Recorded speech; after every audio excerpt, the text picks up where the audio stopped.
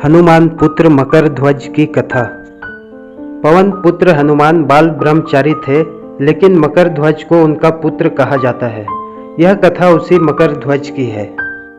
वाल्मीकि रामायण के अनुसार लंका जलाते समय आग की तपिश के कारण हनुमान जी को बहुत पसीना आ रहा था।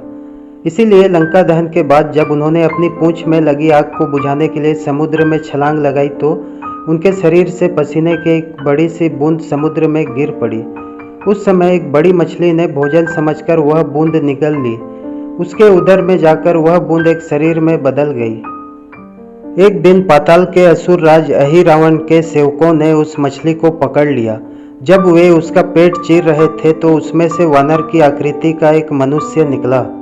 वे उसे अहिरावण के पास ले गए। अहिरावण ने उसे पातालपुरी का रक्षक नियुक्त कर दिया। यही वानर हनुमान पुत्र मकर ध्वज के नाम से प्रसिद्ध हुआ। जब राम रावण युद्ध हो रहा था तब रावण की आज्ञा अनुसार यही रावण राम लक्ष्मण का अपहरण कर उन्हें पातालपुरी ले गया। उनके अपहरण से वानर सेना भयभीत व शोकाकुल हो गई, लेकिन विभीषण ने यह भेद हनुमान के समक्ष प्रकट कर दिया।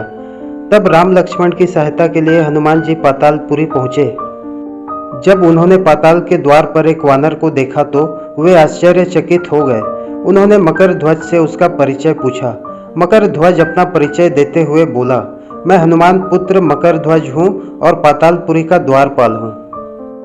मकर ध्वज की बात सुनकर हनुमान क्रोधित होकर बोले, यह तुम क्या कह रहे हो दुष्ट, मैं बाल ब्रह्मचारी हूँ, फिर भला तुम मेरे पुत्र कैसे हो सकते हो। हनुमान का परिचय पाते ही मकर ध्वज उनके चरणों में गिर गया और उन्हें प्रणाम कर अपनी उत्पत्ति की कथा सुनाई।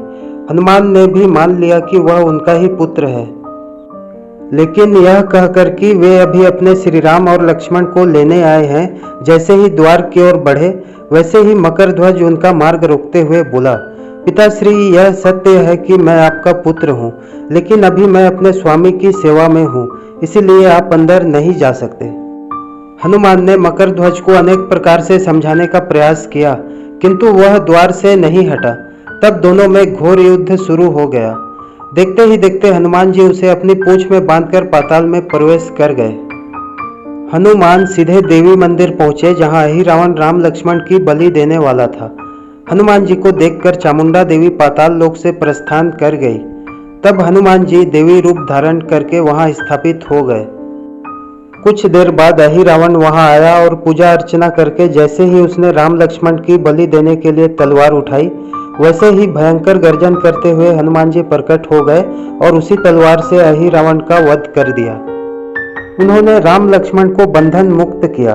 तब श्री राम ने पूछा, हनुमान, तुम्हारी पूंछ में यह कौन बंधा है? बिल्कुल तुम्हारे समान ही लग रहा है, इसे खोल दो। हनुमान ने मकर ध्वज का परिचय देकर उसे बंधन मुक्त कर दिया।